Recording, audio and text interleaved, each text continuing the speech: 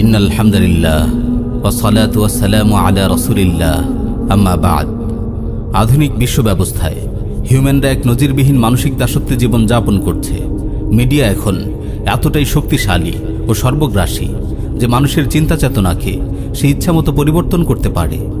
আপনি কি দেখছেন না, সমকাম, পশুকাম, পায়ুকাম, পরকীয়া ইত্যাদির মতো নিকৃষ্ট বিকৃত কাজগুলোকেও মিডিয়া কিভাবে মানুষের কাছে মানবাধিকার বলে প্রতিষ্ঠা করে ফেলেছে। Britain, France, Spain, Germany, Norway, Sweden, Denmark সহ ইউরোপের অন্তত 29টি রাষ্ট্রে সেম সেক্স ম্যারেজ বা সমকামী বিয়ে রাষ্ট্রীয় আইনে বৈধ। ভারতে 158 বছরের পুরনো আইন বাতিল করে পরকীয়াকে বৈধ ঘোষণা করেছে সুপ্রিম কোর্ট। এখান থেকে স্পষ্ট হয়ে যায়, মিডিয়ায় দীর্ঘ সময় ধরে ব্যাপক প্রচারণা চালিয়ে মানব রুচি বিরুদ্ধ ঘৃণ্য কাজের পক্ষেও জনমত গড়ে তোলা যায়। সুদ, বেভিচার, মদ্যপান, সমকাম, পশুকাম, পরকীয়া ইত্যাদির মতো সর্বাংশে ক্ষতিকর বিষয়, যেগুলোকে সমাজের মূল স্রোতের মানুষ যুগ যুগ ধরে ঘৃণাভরে প্রত্যাখ্যান করে আসছে, আজ দাজ্জাল মিডিয়া ব্যাপক প্রচারণা চালিয়ে সেগুলোকেও মানবাধিকার রূপে প্রতিষ্ঠা করে ফেলেছে। মানুষের সুস্থ, সহজাত, বিশুদ্ধ চিন্তাধারাকে আমূল বদলে দিয়েছে। এভাবে মিডিয়া মানুষের স্বাধীন, সহজাত চিন্তা ভাবনার পায়ে গোলামির শৃঙ্খল পরিয়ে দিয়েছে। মানুষকে ইহুদিবাদী বিশ্ব ব্যবস্থার মানসিক দাসে পরিণত করেছে। আপনারা নিজ চোখে দেখতে পাচ্ছেন অভিশপ্ত নারীবাদ ইউরোপকে কিভাবে পশু সমাজে পরিণত করেছে, বিয়ে ও পরিবার ব্যবস্থাকে কিভাবে লণ্ডভণ্ড করে দিয়েছে, জারদ সন্তানে কিভাবে সমাজকে ভরে দিয়েছে, মানুষের বিশুদ্ধ বংশধারাকে কিভাবে নোংরা ও অপবিত্র করে তুলেছে।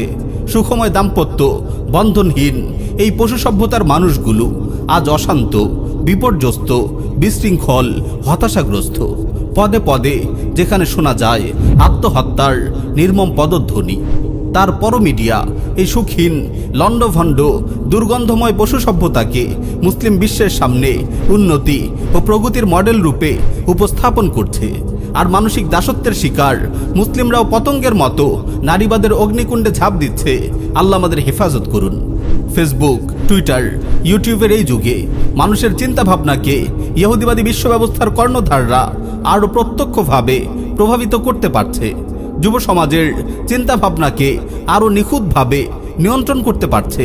ইন্টারনেটের অভিশাপে মুসলিম তারুণ্য ঝাঁকে ঝাঁকে হারিয়ে যাচ্ছে নীলের সাগরে, গা ভাসিয়ে দিচ্ছে ভোগবিলাস ও অশ্লীলতার জোয়ারে।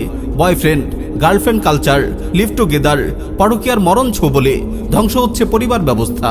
প্রিয় উম্মাহ, দিন যতই যাচ্ছে দাজ্জালি ফিতনা ততই বিস্তৃত ও সর্বগ্রাসী রূপ ধারণ করছে।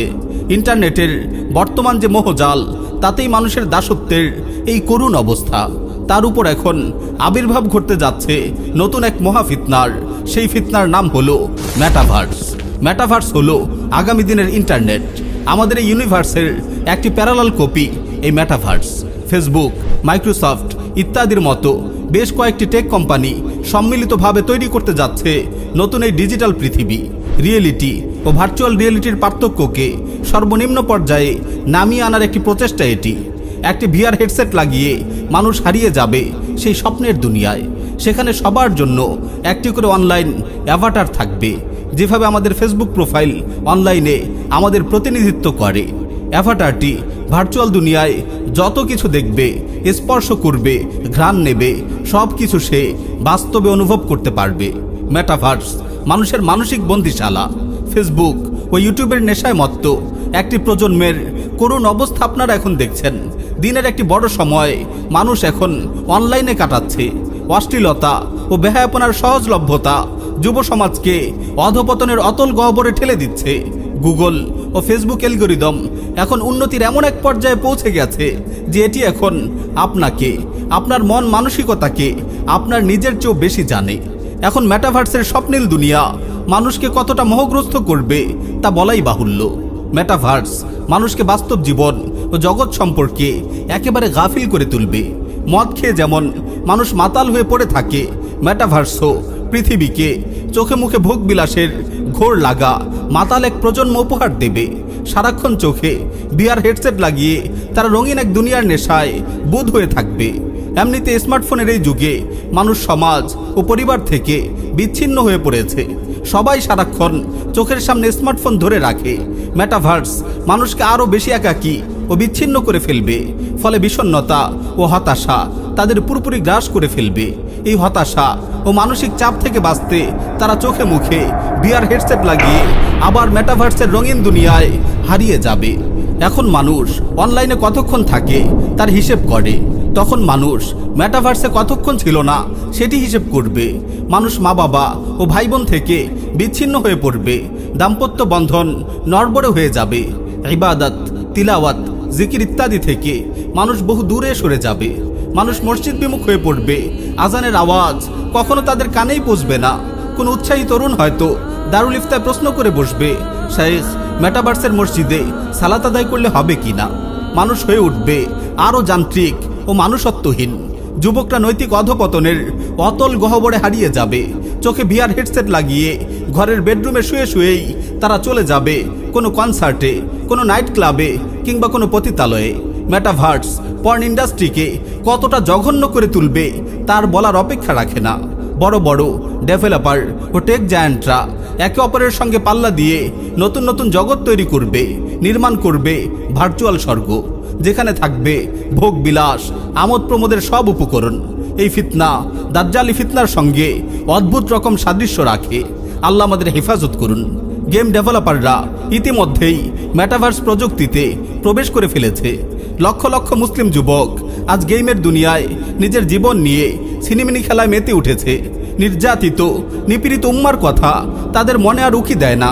ফিলিস্তিনের কথা আর তাদের মনে পড়ে না। বাইতুল মাকদিসের কথা আর তাদের মনে পড়ে না। কাশ্মীরের কথা, আরাকানের কথা, পূর্ব তুর্কিস্তানের কথা তাদের মনে পড়ে না। সিরিয়া, ইয়েমেন, ইরাকের কথা তাদের মনে পড়ে না।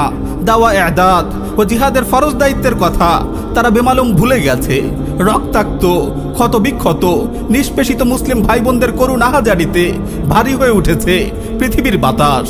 কিন্তু মুসলিম তরুণ কানে হেডফোন চাপিয়ে ঘুরে বেড়াচ্ছে গেমের মোহময় দুনিয়ায়। মেটাভার্সের স্বপ্নের দুনিয়ার মানুষেরা পরিবার, সমাজ, বাস্তবের পৃথিবী কোথায় গেল এসব নিয়ে মাথা ঘামাবে না। মানুষ সব সময় জীবন থেকে পালিয়ে বেড়াবে। তাদের সব চিন্তা ভাবনা ঘুরপাক খাবে মেটাভার্সে। বাস্তব জগৎ তাদের কাছে নীরস, ধূসর, বর্ণহীন মনে হবে। অনেক মানুষ স্বপ্নের জগতেই হঠাৎ হারিয়ে যাবে না ফেরার দেশে। ইহুদিবাদী বিশ্ব ব্যবস্থার খলনায়করা পুরো মানব জাতিকে এভাবে তাদের মানসিক দাসে পরিণত করবে। কি উম্মা, দাজ্জালি ফিতনা ক্রমশ গ্রাস করছে গোটা পৃথিবীকে। ফিতনার এই যুগে আমাদের সচেতন হতে হবে। ইন্টারনেট যেন আপনার ঈমান আমল বরবাদ করতে না পারে। বিশেষ করে তরুণ সমাজকে বলবো, আমার ভাই ও বোনেরা, আপনার ইসলামের ভবিষ্যৎ কাণ্ডারি। আপনারা যদি ফিতনার আধারে হারিয়ে যান তাহলে এই উম্মার হাল কারা ধরবে?